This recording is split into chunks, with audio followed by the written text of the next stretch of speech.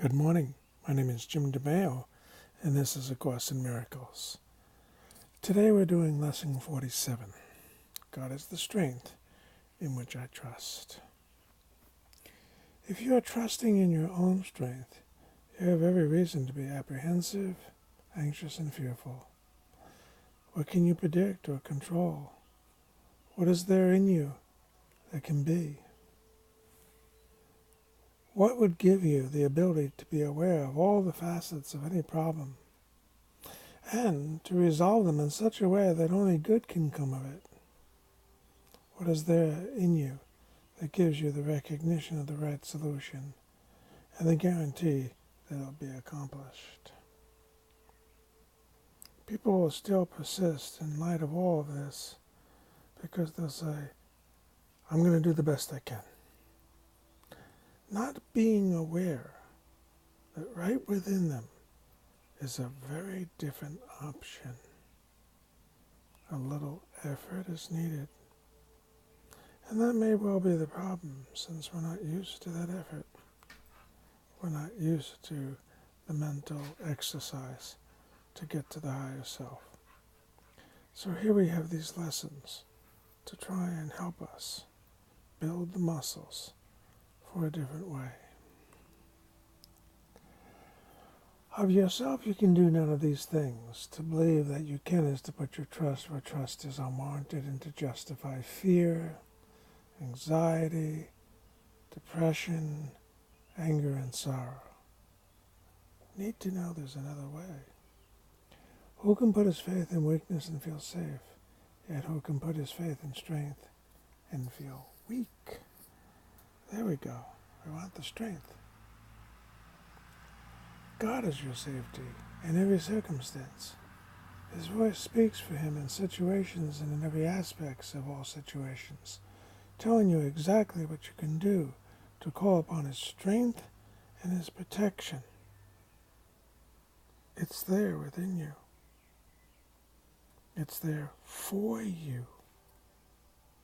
Call upon God's strength and you have that strength. There's no exceptions because God has no exceptions, and the voice which speaks for him thinks as he does. Today, we'll try to reach past your own weakness to the source of real strength. 4 5-minute periods are necessary today, and longer, more frequent ones are urged. Close your eyes and begin as usual by repeating the idea for the day. God is my strength in which I trust. Then spend a minute or two in searching for situations in your life which you have invested with fear, dismissing each one by telling yourself, God is the strength in which I trust.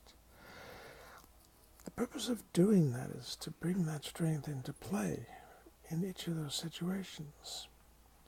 Not to avoid the situation, but to actually solve it. Now try to slip past all concerns related to your own sense of inadequacy. It's obvious that any situation that causes you concern is associated with feelings of inadequacy. For otherwise you would believe that you could deal with that situation. It's a piece of cake. But what about those that are rocky and not a piece of cake? God is my strength in which I trust. It is not by trusting yourself that you will gain confidence, but the strength of God in you is successful in all things. Becoming aware of that strength and applying it to the situation, loosening up your grip of fear, becoming open, letting the Holy Spirit guide you. There's that strength. The recognition of your own frailty is a necessary step in the correction of your errors, but it's hardly a sufficient one in giving you confidence, which you need, to which you are entitled. You must also gain an awareness that confidence in your real strength is fully justified in every respect and in all circumstances, believe it or not. In the latter phase of the practice period, try to reach down into your mind to a place of real safety. You will recognize that you have reached it if you feel a sense of deep peace, however briefly. It's brief because we run. It's brief because we don't trust. It's brief because we don't believe. It's brief because we're not used to the exercise. Let go of all trivial things that churn and bubble on the surface of your mind and reach down and below them to the kingdom of heaven. There's a place in you where there is perfect peace. There's a place in you where nothing is impossible. There's a place in you where the strength of God exists. The strength of God abides in a place in you. During the day, repeat the idea often. Use it as your answer to any disturbance. The strength of God is in what I trust. Remember that peace is your right because you're giving your trust to the strength of God.